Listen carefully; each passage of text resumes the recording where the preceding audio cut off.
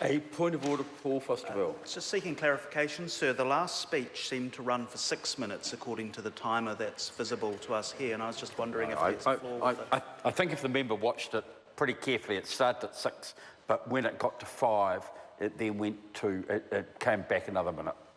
Thank you, sir. Mr. Speaker, in engaging, I did want 6 minutes. Would the member like a call? Because this is a very good bill. Would the member like a call? Mr. Speaker. Paul Foster-Bell. Thank you, Mr. Speaker, for the call. This is a good bill that has been introduced by the Labour member Ruth Dyson, the Rates Rebate Retirement Villages Residents Amendment Bill, in this first reading debate, in which I'm very pleased to speak, and I will make the best use of the remaining 4 minutes and 46 seconds, sir.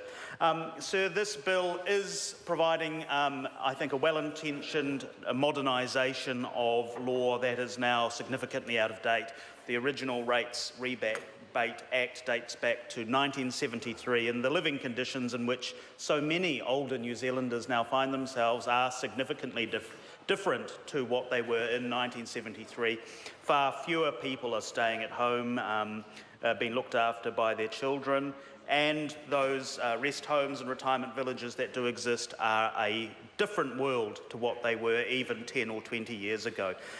Within the electorate of Wellington Central, where I am based and worked, we actually have a paucity of retirement homes and villages. So to contrast with the member who resumed her seat, who is based in Mana, whilst Mana and Otaki, in fact, have the highest proportion of older people and also a huge growing number of rest home places, be they in villages or in home hospitals. Wellington Central has only 3 to my knowledge. I'm attending the St John of God Trust AGM tomorrow. They are one of the homes. There's the Huntley Village and Sprott House. And whilst they may be small in number and there may be relatively few residents in those homes, I firmly believe that those residents deserve to be treated fairly and equivalently to others. So there are a few features of this bill that we do have concerns about, and I know in the Local Government and Environment Committee, chaired so ably by the wonderful member for Coromandel, the Honourable Member Scott Simpson, we will take a very careful and constructive approach to addressing some of those concerns so that we can hopefully get this bill into an even improved shape.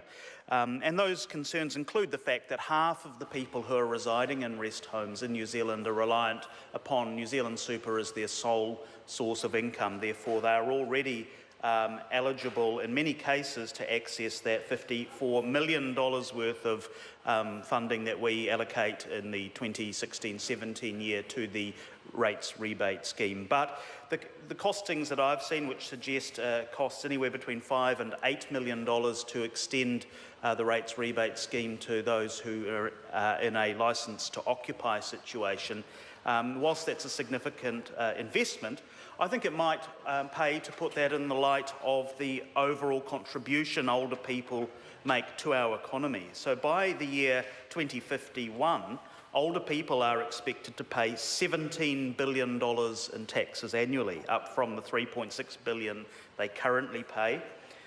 In 2011, we should also remember older people contributed $8.5 billion worth of voluntary and unpaid work, and this is growing to $35 billion by 2051 also. Seniors spend in the economy. They are important, they are valued, and this is a government which has done so much to support seniors, and not least, I suppose, in the form of extra funding through the Super Gold Card, which I think should be upgraded. It should be called National Platinum Card, because it has been significantly upgraded from what it originally was, with that extra $40 million worth of funding over 4 years to make sure people can fully access the transport services they need, but also widely expanded in terms of the discounts and extra services available to them. So, sir, my point is that older people already contribute a significant amount of revenue, whether it be through general taxation and through council rating, and this addition of somewhere between a $5 to $8 million addition to the rebate scheme in terms of the funding that's required strikes me, in my view, as being fairly reasonable, and I'd want to work through the details carefully in the committee. But on first reading of the bill, it's certainly something that I personally support, and I know other colleagues are comfortable in supporting to committee so we can have those subsequent discussions. So I commend the member for bringing the matter before the House. I commend her on her good fortune in having it drawn from the biscuit tin. As someone who has had a bill drawn this year, I know that it is exciting to be able to implement change, even on a small scale, but positive change that may affect the lives and the costs of those who... and I'm not talking about Dr Woods's bill, Order. which brings about an election. The member's time has expired.